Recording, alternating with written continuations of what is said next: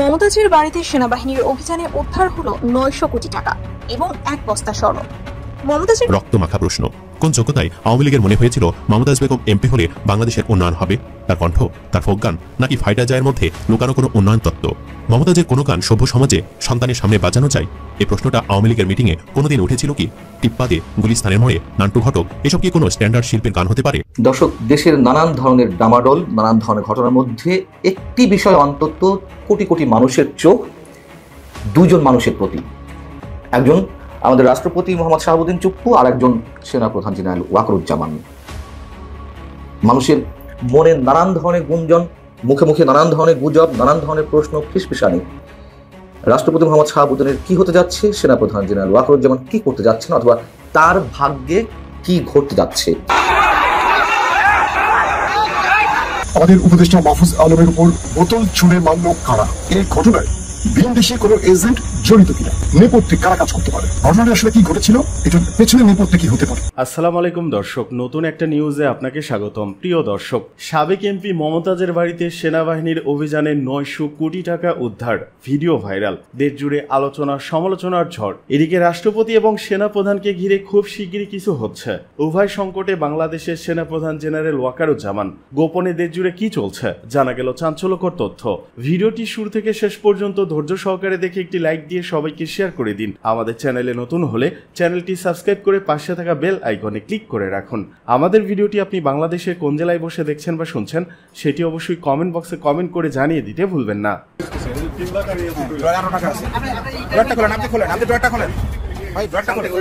মমতাজের বাড়িতে সেনাবাহিনীর অভিযানে উদ্ধার হলো 900 কোটি টাকা এবং 1 বস্তা স্বর্ণ।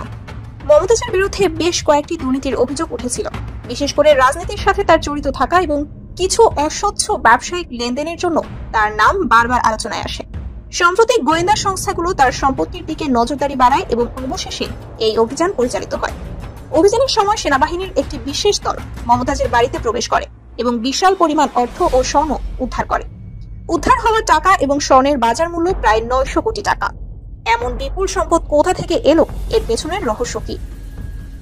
মমতাজের রাজনৈতিক কর্মকাণ্ড এবং সাংস্কৃতিক ক্ষেত্রে তার অগাধ প্রভাব থাকার কারণে এই ঘটনা সাধারণ মানুষকে অবাক করেছে। দীর্ঘ কয়েক বছর ধরেই তিনি এমপি থাকায় তার জনপ্রিয়তার কাজে লাগিয়ে রাজনৈতিক সুবিধা পেয়ে আসছিলেন। কিন্তু এই বিপুল পরিমাণ সম্পদ কোথা থেকে এলো তা নিয়ে জনগণের মনে নানা প্রশ্ন উঠছে। এদিকে ছাত্র জনতার আন্দোলনের পর থেকেই মমতাজ পলাতক। তিনি কোথায় আছেন তা এখনো নিশ্চিত নয়।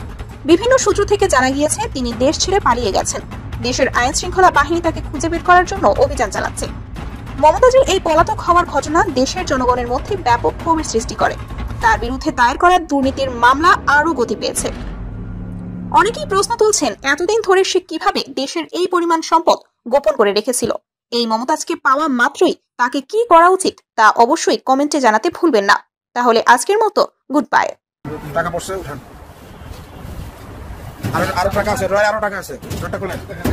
রক্তমাখা প্রশ্ন, কোন যোগ্যতায় আওয়ামী লীগের মনে হয়েছিল মমতাজ বেগম এমপি হলে বাংলাদেশের উন্নয়ন হবে? তার কণ্ঠ, তার ফোকগান, নাকি ফাইটার জায়ের মধ্যে লুকানো কোনো উন্নয়ন তত্ত্ব? মমতাজের কোনো গান সভ্য সমাজে সন্তানের সামনে বাজানো যায়? এই প্রশ্নটা আওয়ামী লীগের মিটিংয়ে কোনোদিন উঠেছিল কি? টিপ্পাদে, গুলিস্তানের মোড়ে, নান্টু ঘটক, এসব কি কোনো স্ট্যান্ডার্ড শিল্পের গান হতে পারে? শুধু গলা থাকলে যদি শিল্পী হওয়া যায় তাহলে অটোটিউন সফটওয়্যার জাতীয় পুরস্কার পেত। মমতা শিল্পী হয়েছিল তার কণ্ঠের জন্য, সন্দেহ নেই, কিন্তু তার গানের কথা হুমায়ুন আহমেদের উপন্যাসের বাচ্চা পোলাপানের গুয়ের মতো, প্রিমিয়াম সুর বা প্যাকেজে হলুদ গু। আমার জানতে ইচ্ছে করে, সংসদকে নাট্যমঞ্চ বানিয়ে সিয়াসিত্তা বুখারি শরীফ পড়া বা ফেরি করে বিদ্যুৎ বিক্রি, এটা কোন থিওরি ছিল? কোন পলিসি, কোন স্ট্র্যাটেজি? এই কি আওয়ামী লীগের উন্নয়নের নতুন রাষ্ট্রতত্ত্ব ছিল? তাকে এমপি বানানো মানে একজন ডাক্তার বাদ দিয়ে হাতুড়ে কবিরাজকে অপারেশনের দায়িত্ব দেওয়া। আওয়ামী ভক্তেরা তবুও বুঝবে না কতটা বুদ্ধিবৃত্তিক পতন হলে একজন ফাইটার যায় শিল্পী দেশের সংসদে বসে। তারা বুঝবে না কেন রাজাকে তার প্রজারা ঘেরাও করে। তারা বুঝবে না গণ অভ্যুত্থান কেন হয়। তারা বুঝবে না সংসদে ভুল লোক ঢুকলে সেই ভুল হাজারটা খুনের সমান পাপ। এখন যারা শিল্পী, যারা আগে মমতাজকে ম্যাডাম ম্যাডাম বলে ছুটে যেতেন, আপনারা মমতাজের মুক্তি চেয়ে পোস্টে দিতে পারেন, বলতে পারেন সে খুন করেনি, দুর্নীতিও না, কিন্তু সে একটি আসন দখল করেছিল যেটা একজন শিক্ষিত দক্ষ মেধাবী প্রতিনিধি পেতে পারত, এবং সেই ভুল প্রতিনিধি দিয়ে যে ভুল সিদ্ধান্ত হয়েছে তাতে পেছনে পড়ে গেছে হাজারো সম্ভাবনা। এটাই আসল গণহত্যার রাজনীতির গোপন গণহত্যা। আর পক্ষান্তরে জেমস, তিনি গুরু, তাকে আপনি পাবেন না মিডিয়ার দালালি ফ্রেমে, পাবেন না মঞ্চে দাঁড়িয়ে সরকারের গুণ কীর্তনে। তিনি গানকে হৃদয় ছুঁয়ে যান, গান শেষে হারিয়ে যান ম্যাজিশিয়ানের মতো। শেষে আমার সত্যি কথা মায়া লাগে, এই ছবিখানা দেখে মায়া লাগে। একটা বোকা মহিলা গলা ভালো ছিল, কিন্তু রাজনীতির নেশায় ভুল করে ফেললো সব। মাঝে মাঝে আমার এমন হুদায় মায়া হয়, কারণ আমি জানি মমতাজ একা না। এদেশে শত শত ভুল মানুষ ভুল ক্ষমতায় ভুল কণ্ঠে ভুলভাবে উঠে যায়। আমরা মায়া করি, তারা ক্ষমতা খায়। ক্ষমতা পেলে সিয়াসিতাও উচ্চারণ করা যায়, যদিও বোঝা যায় না সেটার অর্থ কি। এদিকে মমতাজে তোলা এই ছবিতে বিছানায় দুইটি জিনিস দেখা গেছে। অনেকের কাছে মনে হচ্ছে একটা সিরিঞ্জ, আরেকটা তার উপকরণ মানে ড্রপ। যদিও বিছানায় যা পাওয়া গেছে সেটি আসলে কি তা নিশ্চিত হওয়া যায়নি। হাওয়ালাদার নামে একজন লিখেছেন বিছানার ওপরে ড্রাগস, বিছানা সরালে কন্ডোমও পাওয়া যাবে। জয় নামে একজন লিখেছেন জাতীয় পার্টির সাবেক মরহুম রাষ্ট্রপতি হোসেন মোহাম্মদ এরশাদের খুনি সাবেক মন্ত্রী ও হুইপ মশিউর রহমান রাঙ্গা সম্ভবত মমতাজের সাথে ছিলেন। ধারণা করা হয় রাঙ্গার সাথে মমতাজের গোপন অনৈতিক সম্পর্ক থাকতে পারে। বৈষম্য বিরোধী ছাত্র আন্দোলনের নেতা সাগর হত্যা মামলায় মানিকগঞ্জ 2 আসনের সাবেক এমপি ও কণ্ঠশিল্পী মমতাজ বেগমকে গ্রেফতার দেখিয়েছে মিরপুর থানা পুলিশ। এছাড়া 7 দিনের রিমান্ড চেয়ে আদালতে আবেদন করা হয়েছে। মঙ্গলবার বিকেলে ঢাকার চিফ মেট্রোপলিটন ম্যাজিস্ট্রেট CMM আদালতে তাকে তোলা হবে। এর আগে সোমবার রাতে রাজধানী ধানমন্ডির স্টার কাবাবের পেছনের একটি বাসা থেকে মমতাজকে গ্রেফতার করে ঢাকা মহানগর গোয়েন্দা পুলিশ ডিবি। 2009 সালে নবম জাতীয় সংসদের সংরক্ষিত মহিলা আসনে আওয়ামী লীগের সংসদ সদস্য মনোনীত হন মমতাজ বেগম। 2014 সালে মানিকগঞ্জ 2 আসন থেকে এমপি নির্বাচিত হন, কিন্তু দ্বাদশ জাতীয় সংসদ নির্বাচনে নিজ দলের স্বতন্ত্র প্রার্থীর কাছে পরাজিত হন। জাতীয় সংসদে গানকে ফ্যাসিস্ট হাসিনা আর তার দল আওয়ামী লীগকে তোলমর্দন করাই ছিল তার প্রধান কাজ। সংসদ অধিবেশনে অন্যান্য এমপিরা যখন নিজ এলাকার মানুষের উন্নয়নের জন্য আর্জি রাখতেন, তখন তিনি ছিলেন ব্যতিক্রম। গানকে স্বৈরাচারে দালালি করাই যেন ছিল তার একমাত্র কাজ। ফ্যাসিস্ট হাসিনা 24শে 5 আগস্ট গণ আন্দোলনের মুখে দেশ জুড়ে নারকীয় গণহত্যা চালিয়ে ভারতে পালিয়ে গেলেও তার কিছু দোসর সাবেক এমপি মন্ত্রীরা ছিল বাংলার মাটিতেই। তার মধ্যে অন্যতম হাসিনা নিষিদ্ধ দল আওয়ামী লীগের সাবেক সংসদ সদস্য মমতাজ বেগম। সম্প্রতি পুলিশের হাতে গ্রেফতার হয়েছেন। বিভিন্ন সময় জাতীয় সংসদে গানকে ফ্যাসিস্ট হাসিনাকে তোলমর্দন করা মমতাজ।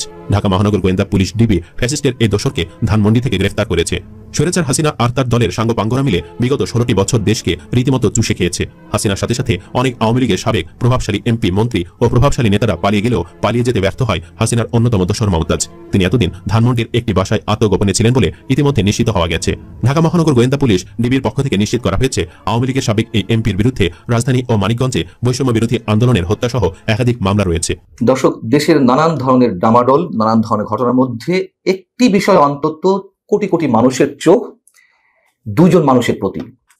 একজন আমাদের রাষ্ট্রপতি মোহাম্মদ শাহাবুদ্দিন চুপ্পু, আর একজন সেনাপ্রধান জেনারেল ওয়াকরুজ্জামান। মানুষের মনে নানান ধরনের গুঞ্জন, মুখে মুখে নানান ধরনের গুজব, নানান ধরনের প্রশ্ন, ফিসফিসানি। রাষ্ট্রপতি মোহাম্মদ শাহাবুদ্দিনের কি হতে যাচ্ছে, সেনাপ্রধান জেনারেল ওয়াকরুজ্জামান কি করতে যাচ্ছেন, অথবা তার ভাগ্যে কি ঘটতে যাচ্ছে। এবং সাম্প্রতিক সময় অর্থাৎ গত 3 দিন ধরে এই গুঞ্জনটি প্রকট আকারে ধারণ করেছে, যখন আওয়ামী লীগকে নিষিদ্ধ করা হলো। আওয়ামী লীগকে নিষিদ্ধ করার বিষয়ে সরকার এখনই এরকম একটি সিদ্ধান্ত নেবে, মানুষের ধারণার বাইরে ছিল। যখন এই ঘটনাটা ঘটলো তারপর থেকেই এই 2 ব্যক্তি সম্পর্কে নানান ধরনের গুঞ্জন। তো 3 দিন আগে সেনাপ্রধান জেনারেল ওয়াকরুজ্জামান বঙ্গভবনে গিয়েছিলেন, এটা সত্য কথা। এটিকে কেন্দ্র করে একটি পক্ষ বলার চেষ্টা করছেন তিনি সামরিক কূ ঘটানোর জন্য সেনা সমাবেশ ঘটিয়েছিলেন বঙ্গভবনে। কারা এই বিষয়টি বলছেন? যারা সেনাপ্রধানকে যে কোনো হোক চাকরিচ্যুত করাতে চান। সেনাপ্রধান শেখ হাসিনা নিয়োগকৃত, তাকে দিয়ে বিশ্বাস নেই তিনি যে কোনো সময় যে কোনো ধরনের ঘটনা ঘটিয়ে ফেলতে পারেন, তাই এখনই সময় তাকে বরখাস্ত করার। তারা বলছেন যে জেনারেল ওয়াকার সামরিক কূ ঘটানোর জন্য এই কাজটি করেছেন। তবে সেনাবাহিনীর জুনিয়র কর্মকর্তাদের প্রবল আপত্তির মুখে তিনি সেই সিদ্ধান্ত থেকে সরে আসেন। আরেকটি পক্ষে বলছেন যে তাকে বরখাস্ত করার যাবতীয় কর্মকাণ্ড হাতে নেওয়া হয়েছিল, সেভাবে সরকারের প্রস্তুতি ছিল। প্রস্তুতির অংশ হিসেবে প্রধান উপদেষ্টা কার্যালয় থেকে একটি চিঠি নাকি রাষ্ট্রপতি দপ্তরে গেছে, যেটা সেনাপ্রধানকে চাকরিচ্যুত করার জন্য, এবং সেখানে রাষ্ট্রপতি যাতে স্বাক্ষর করা হয়। এই কথা শুনে, এটি পুরনো কথা, তারপরেও আমি একটু মেলানোর জন্য তাদের সামনে তুলে ধরছি বিষয়টা আসলে কি। তো এই বিষয়টি যখন সেনাপ্রধান জানতে পারলেন, তার পক্ষ হয়ে বিমান বাহিনী প্রধান এবং নৌবাহিনী প্রধান সহ 10th ডিভিশনের জিওসি সহ আরো কয়েকজন উচ্চপদস্থ সামরিক কর্মকর্তা এটি ঠেকানোর জন্য বঙ্গভবনে যান, এবং একটা সময় সেনাপ্রধান নিজেই তাদের সঙ্গে যুক্ত হন। তারা সেখানে উপস্থিত হয়ে রাষ্ট্রপতিকে কনভিন্স করেছেন যাতে ওই চিঠিতে স্বাক্ষর করা না হয়, এবং তারা সেটি সফল হয়েছেন। অর্থাৎ এই 2 ঘটনার যেটিই হোক, কিছু একটা ঘটেছে, এটা নিশ্চিত। এবং কিছু একটা যে ঘটবে, কিছু একটা ঘটতে চলেছে, এটা মানুষ দীর্ঘদিন ধরে আশঙ্কার মধ্যে রয়েছে। এখন বিষয় হচ্ছে কি, যে রাষ্ট্রপতি মোহাম্মদ শাহাবুদ্দিন তিনি আওয়ামী লীগের লোক, আওয়ামী লীগ দ্বারা নির্বাচিত, এটা আমরা সবাই জানি, তাই সরকারের সব পক্ষের থেকে তাকে সন্দেহের দৃষ্টিতে রাখা হয়েছে। খুবই স্বাভাবিক একটি বিষয়, এবং যার কারণে সরকারের আশীর্বাদ পুষ্ট যে রাজনৈতিক দল এনসিপি বা জাতীয় নাগরিক পার্টি, তার নেতারা অথবা বৈষম্য বিরোধী ছাত্র আন্দোলনের নেতারা, আমরা তো প্রকাশ্য দেখলাম যে বঙ্গভবন ঘেরাও করা হলো তার অপসারণের জন্য। পরবর্তীতে বিএনপির প্রবল আপত্তির মুখে সেই বিষয়টি ঠেকানো গেছে, কিন্তু পুরোপুরি যে তিনি নিশ্চিন্ত অবস্থা আছেন নিশ্চিত তা নয়। আর সেনাপ্রধান পড়েছেন উভয় সংকটে, এটিও পুরনো কথা। আওয়ামী লীগের একটি বড় অংশ 80% নেতাকর্মী মনে করেন যে তিনি বিট্রে করেছেন শেখ হাসিনার সঙ্গে, এবং তিনি এই সরকারের হয়ে কাজ করছেন। অর্থাৎ আওয়ামী লীগের একটি বড় অংশের চোখে যেমন তিনি চক্ষুশূল, ঠিক একইভাবে আবার সরকারের মধ্যকার একটি প্রভাবশালী বড় অংশের সন্দেহের মধ্যে সেনাপ্রধান যে কোনো কিছু ঘটিয়ে ফেলতে পারেন যে কোনো সময়। সামরিক কূ করে তিনি বর্তমান সরকারে বিদায় দিতে পারেন বা নিজের হাতে ক্ষমতা নিয়ে নিতে পারেন। বিষয়টি হচ্ছে যে এই যে সন্দেহ বিশ্বাসের দোলাচল, সবকিছুর পেছনে পাল্টা যুক্তি থাকতে পারে, কিন্তু বাস্তবতা এটাই, সাধারণ মানুষ এখনো মনে করেন সেনাপ্রধান রাইট ট্র্যাকে আছেন, এবং সেনাপ্রধান এই মুহূর্তে সবচেয়ে বেশি বাংলাদেশের 18 কোটি মানুষের মধ্যে সবচেয়ে বেশি ভালনারেবল অবস্থায় রয়েছেন, জীবন ঝুঁকির মধ্যে রয়েছেন। এটাও সত্য কথা। সেনাপ্রধান যেটা বলছেন রাইট ট্র্যাকে আছেন কিনা, তিনি তো 5 আগস্ট বলেছিলেন যে তার উপরে আস্থা রাখতে এবং যত দ্রুত সম্ভব দেশকে একটা গণতান্ত্রিক অবস্থায় উত্তরণের ব্যবস্থা তিনি করে ফেলবেন। যে বক্তব্যের প্রতিধ্বনি তিনি আবারও করলেন গত 25 ফেব্রুয়ারি পিলখানা ট্রাজেডি দিবসে। তিনি তার বক্তব্যে ফ্রি, ফেয়ার এবং ইনক্লুসিভ নির্বাচনের কথা বলেছিলেন। সেই জায়গা থেকে জাতীয় নাগরিক পার্টির নেতাদের, তখনও তো এই পার্টি আত্মপ্রকাশ করেনি, অর্থাৎ বৈষম্য বিরোধী ছাত্র আন্দোলনের সমন্বয়কদের তুমুল সন্দেহ ছিল, এবং সন্দেহ প্রকাট আকার ধারণ করলো যে আওয়ামী লীগকে তিনি ইনক্লুসিভ নির্বাচন বলতে আওয়ামী লীগ অংশগ্রহণের কথাও বোঝাতে চাইছেন। এরপরে তো আরো অনেক কাহিনী ঘটেছে। সেনাপ্রধান আওয়ামী লীগকে চান কি না চান, সেনাপ্রধান নির্বাচন চান কি না চান, তার একটি কথা তো গুরুত্বপূর্ণ ওই দিন ছিল, যার কারণে আমার এই কন্টেন্টটি করা। সেটি হচ্ছে, আপনারা সবাই কাদা ছুড়াছুড়ি করবেন না। এইভাবে একে অন্যের প্রতি কাদা ছুড়াছুড়ি করলে দেশের স্বাধীনতার সার্বভৌমত্ব হুমকির মুখে পড়বে। আমাকে তখন দোষারোপ করতে পারবেন না। প্রত্যেকের জায়গা থেকে একটু চিন্তা করুন। তিনি যতই বিতর্কিত হন অথবা বিতর্কের বাইরে থাকুন, এই কথাটি কি আমরা কেউ অস্বীকার করতে পারবো? যা কিছু ঘটছে মুক্তিযুদ্ধের পক্ষে বিপক্ষে, যা কিছু ঘটছে রাজনৈতিক সমীকরণ থেকে বিএনপির বিপক্ষে, একসময় এনসিপি আবার কখনো জামাতের বিপক্ষে, জামাত আবার কখনো এনসিপির বিপক্ষে, বিএনপি আবার জামাতের বিরুদ্ধে, এই যে কাদা ছোড়াছুড়ি, এর মধ্যে আমরা ধরে নিলাম সব কটি পার্টি দেশপ্রেমিক, কিন্তু এই দেশটিকে নিয়ে যে একটা গভীর ষড়যন্ত্র চলছে, এটা তো অস্বীকার করার কোনো উপায় নেই। গভীর এক ষড়যন্ত্র জাতীয় এবং আন্তর্জাতিক পর্যায় থেকে। তো আমরা সেনাপ্রধানের বক্তব্য কিভাবে উড়িয়ে দেব? আমি সেনাপ্রধানের বিপক্ষে অবস্থান নিলেও তার এই বক্তব্যগুলোকে আমি কিভাবে অ্যাভয়েড করব? এগুলো তো দৃশ্যমান।